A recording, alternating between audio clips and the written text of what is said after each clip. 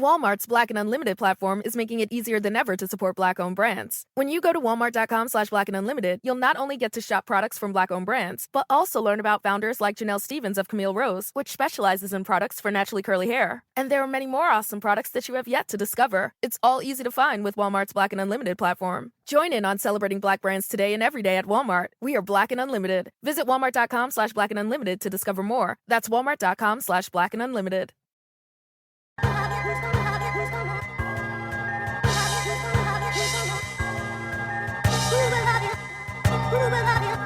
Welcome to this Memorial Weekend edition of the Highly Relevant Podcast. My name is Jack Rico, and thank you so much for downloading and streaming this episode this weekend. I know you guys are going to be doing a lot of things. The summer's approaching. People want to go out. But you know what happens when people go out? They put on their headphones and they listen either to some music or they're listening to podcasts just like you are on this one. So for this Memorial Weekend, I've decided that I'm going to go upstate, hang out in the mountains, maybe go hiking, swimming, kayaking, biking. I don't know what I'm going to do, but I'm going to be hanging out with my brother and the sister-in-law, having the family up there. It's really nice to get away from the city once in a while, I have to be honest with you. There's this weird hum that the city has when you go to sleep that you don't listen to in the woods. So if you ever can, go hiking, stay a weekend somewhere where there is no traffic, where there's just foot traffic as opposed to car traffic. So I'll be doing that, making a couple of barbecues, catching up on movies. And I haven't played video games in a long time, so maybe I do a little FIFA 19 Champions League final. Who knows? The other day I got a chance to go to Washington Heights with my wife, and we fell in love with the area. But here's an interesting thing. A friend of mine named Octavio, who I met up with as well, we had lunch at a place called The Garrison near 181st Street here in New York City. And I got to tell you, Washington Heights used to be very Dominican, and now you can see the gentrification kicking in, which I was very sad about, because what happens with gentrification, you know, you have the silver lining and the not so silver lining, which is gentrification really makes the people that kind of made the identity of that neighborhood, they kind of just blast them out. Who knows where they go? And yes, it becomes a lot more white, a lot more upscale. And along with that, you kind of lose a little bit of the identity of a neighborhood. And the people there, even though they're nice people, they look all nice people, you just feel like, what happened to Little Dominican? It's still there on some other streets, but where I was, gentrification is really kicking in. So nevertheless, I'm pretty psyched about this week's episode. So you guys know the new network called STARZ? Well, they have a new Latinx show called Vida, which begins season 2 on May 26th. And it's important that this show exists simply because you guys understand the lack of representation of U.S. Hispanic stories in this country, in the media, in arts and entertainment. It's not very much. So when we have it, we kind of got to support it, got to protect it. I understand if it's not very good, but this is a good show. This is a good show. This is one of the good ones. And one of the coolest things about this particular show, Vida, is the soundtrack. So joining me this week is one of the show's featured singers. Her name is Maria del Pilar. She's going to be making her TV debut on Vida this weekend. She discusses with me the blend of musical genres she uses to make up her unique sound. She also explains the business of being a musician in 2019 and why it's so crucial for her to give back to her community. But before I talk to Maria del Pilar, it's time to give you our weekly pop culture news recap in a segment I like to call Jacked In. Let's begin with the top movie news of the week. Robert Pattinson is the frontrunner to become the new Batman. The new Terminator Dark Fate trailer starring Natalia Reyes, Gabriel Luna, and Diego Boneta is out. Alita Battle Angels Rosa Salazar will star in The Bang Bang Girls. John Wick 4 is a go for May 2021. A Back to the Future musical sets its eye for a 2020 world premiere. And AMC's A-list movie subscription reached over 800,000 members, making it now the #1 movie ticket subscription in America. In TV news, Who Wants to Be a Millionaire canceled after 17 years in syndication. Coke is bringing back its 80s retro can for Stranger Things. Orange is the New Black returns to Netflix on July 26. Ellen DeGeneres extends her talk show deal on NBC through 2022, and Stephen Colbert is now the most watched late night show in America. Switching over to music, Romeo Santos will be performing at New Jersey's MetLife Stadium on September 21st. A Tupac Shakur docuseries is in the works. Mark Anthony's new album Opus earns 11th top 10 on Latin albums chart, and Alicia Cara sings in Spanish on the upcoming Juanes collaboration, Querer Mejor. And in tech and social media news, Apple's Worldwide Developers Conference is set for June 3rd. Twitter's tweaking how many ads users see. Facebook changed its algorithm to promote closed friend content. Lyft is adding a panic button so riders can dial 911 from the app, and DJ Khaled will be the new voice of traffic app Waze.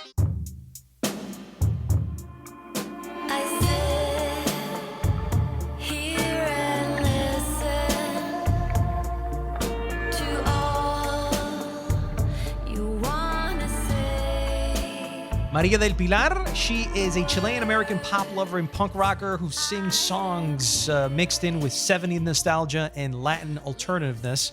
And she's on the phone with me right now. Maria del Pilar, thank you for being on the Highly Relevant podcast.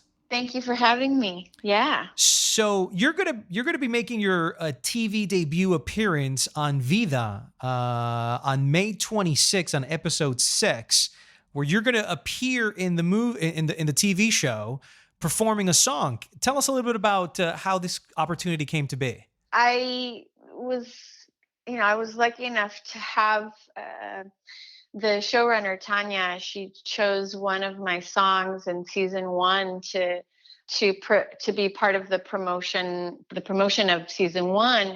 It was the song was used for the trailer.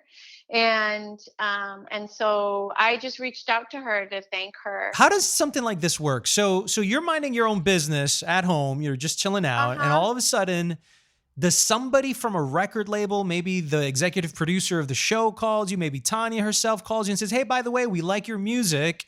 Oh, wow, I didn't know you were listening to my song. That's great. We want to use it for a trailer on Vida. Is that the way it works? It's sort of. I mean, as a musician, if you're in this business, you kind of put your music in all sorts of different, places so that you diversify your music, right? So one of those places is to have somebody represent you for television and film synchronization. So, which means you have for TV shows and films to use your music. Interesting. So at the time I was with Secret Road, and I had written a song, and that was that they pitched to the show, and it worked for the promotional trailer that they used for season 1. That's awesome. And then I just reached out to Tanya actually via Twitter and just said thank you. I just was like, I just want to say thank you so much for giving my music vida, in a way. So, and then I was like, I'd love to just, have a cafecito with you. And so we did. And we actually, at that time, when we met up for a cafecito together, is when we actually kind of started, talking about, well, what's season 2 looking like? And we just started kind of riffing on like, what would it be like if there was a musician on the stage of that bar? And so I just stayed in touch with everybody. And then at the end of last summer, is when the music supervisor and Tanya got in touch with me and were like, we're making it happen. They were, she was like, remember that little idea we had? She's like, that we're making it happen. The type of music that you're making, the description is that it's 70s nostalgia, Latin alternative with a bit of pop and punk. Can you define your music for us, for those that are just getting to know your music now? I mean, that's it. It's just kind of like and I've always, this is what I've always done since my old band Los Abandoned, and what I've done with my now 10 years of being a solo artist. It's always had the roots in Latin alternative and in indie rock and my punk movement roots. That's what I think people come away with, is like, oh yeah, she's like a little bit of everything, but there's also my voice and my lyrics and my take on what I do, which is mostly writing in Spanglish, writing bilingual lyrics and mixing genres. So like I have a new record out called Songs and Canciones 2. It's like the second part of of a novel in a way. Yeah, it's 11 um, tracks, and I noticed that you mhm. sing some songs Yeah, in Spanish. I was interested in the Heavy Lifting, which yeah. is the song that they're going to use not only in the show, but from what I understand, it's also going to be part of the Vida soundtrack. Yeah, so that's the song I perform on the show. It's going to be featured in the episode, and it is also going to be on the soundtrack to Vida. And I also will be coming out with an EP of different versions of that song, Like a remix which version. yeah, different recordings of the song. So different styles of it that I've been able to play around with. In 2019, is that a difficult thing to do to make a living off of just your music? Like, what is the business model, or what is the revenue generator for an artist today in 2019 that's getting their music out? Is it through the TV film industry? Is it concerts? Is it record sales? And how much work do you have to put into all this? Because I imagine there's also imaging, the branding of yourself. There's a lot that goes into this. Is it easy or is it difficult today? There's a lot more ways that you can get yourself out there. That's the one thing. Like what I do is I just diversify. So, and what I mean by that is that not only do I have a booking agent that's getting me on a tour or getting me to play shows, doing live shows, but I also have another team member that's helping get my music to be placed and used on TV and film. So you got a team, essentially. Yeah, you have You to. have to have a team. Yeah, you can also do it yourself. I mean, it's a lot more work when you're doing it all yourself, which I self-manage, so I am kind of overseeing everything. But you really do have to diversify. You have to you create merchandise and so that you have things to sell at your shows or online, right? So yeah, and then also I write music for other people and for projects, and that's also another way of creating income for yourself and experiences that maybe later down the road. And partnerships, right?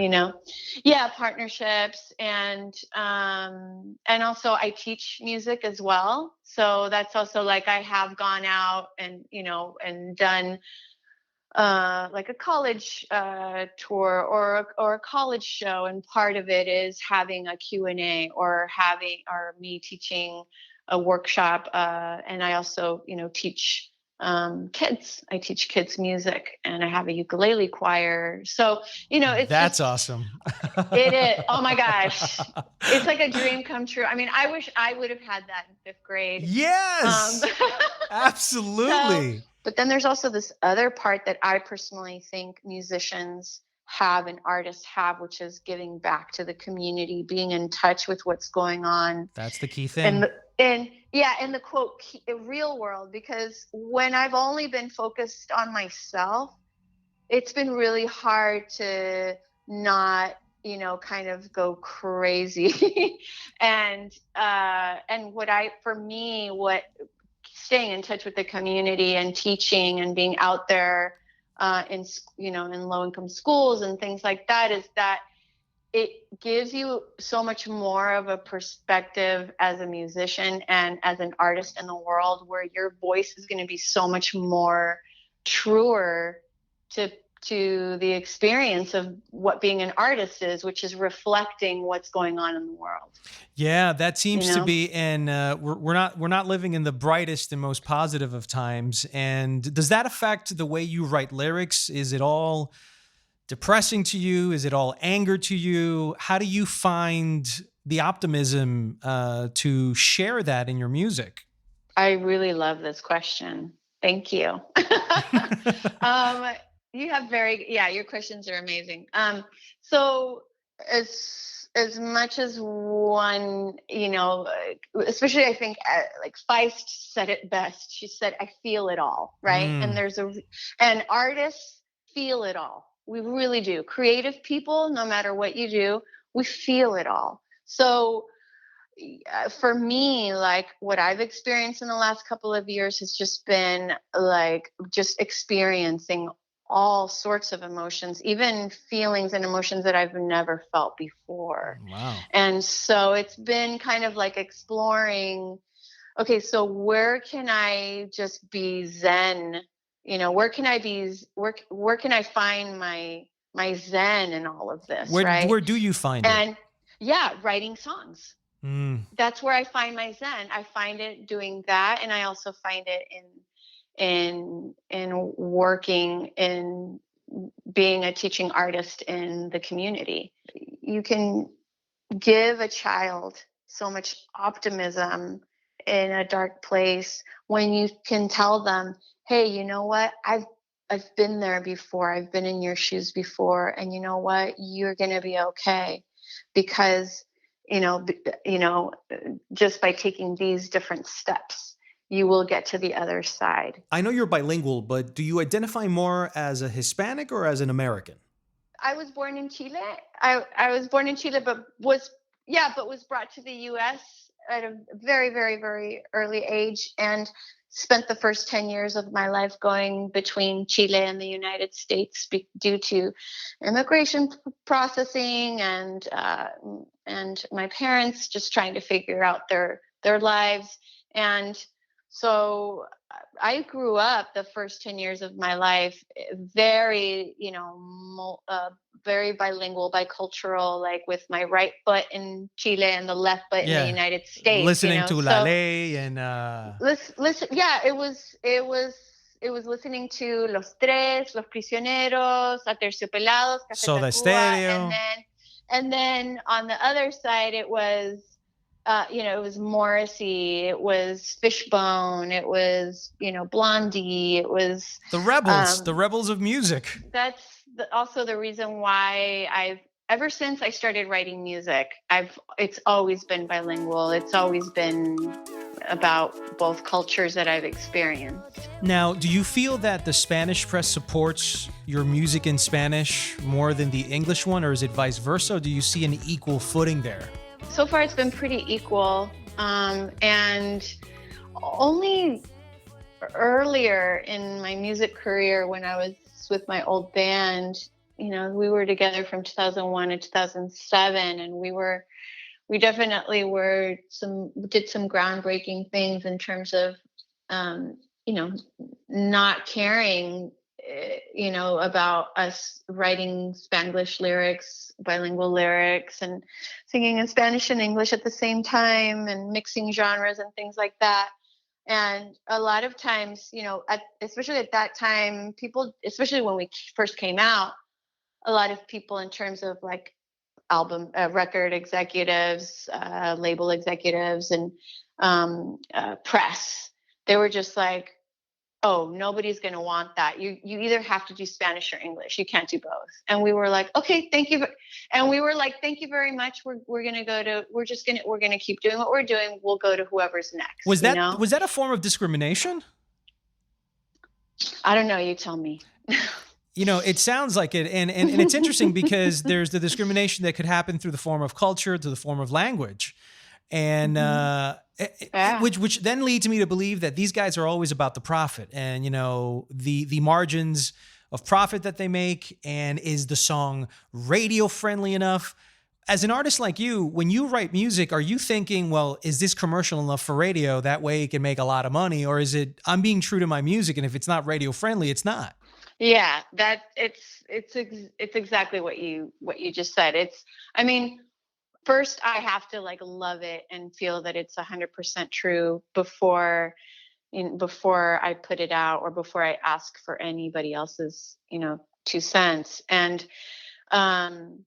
it's incredible for artists out there to just remember, like, it really does pay off when you just keep doing what you know is the right thing to do for yourself, because eventually, a year or two down the line, Neil Young's, record label courted us and wanted us just the way we were. Nice. And so, yeah. And so, and then it was still a bit of a struggle to get, attention, but it was a beautiful thing. And like even played Conan O'Brien, things like that. So it was, and I think people felt really represented when they saw Los Abandoned on Conan O'Brien. It was one of the first instances where it was like, okay, this Spanglish thing is real. They're singing them, a very Spanglish song right now on national television. So, and so I hope that that's the same thing that I'm really excited, because I think that that's what's going to happen with this Vida TV show having me on. Well, thank you so much, Maria del Pilar, for being on the podcast. You can catch Maria del Pilar singing Heavy Lifting on Vida on STARZ on May 26. It is at 8 p.m. Do not miss it. Maria, muchísimas gracias. A ti. Thank you, everybody. Thank you for listening.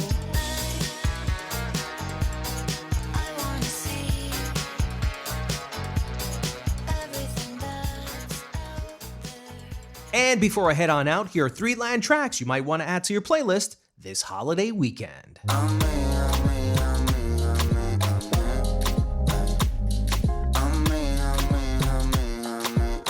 A mí, Rels B.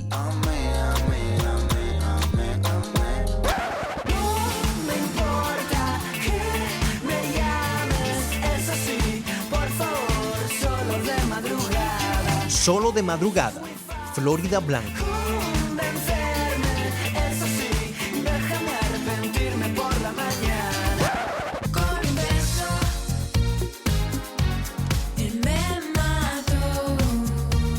Funeral, Maena.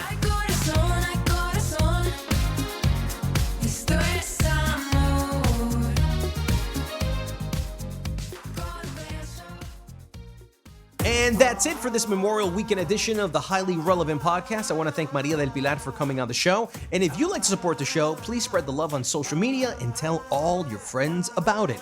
You can reach me on Instagram at Jack Rico and my Facebook page at Jack Rico 40. Remember, it's only through your support that our show can grow. I'm Jack Rico. See you next week on another episode of Highly Relevant.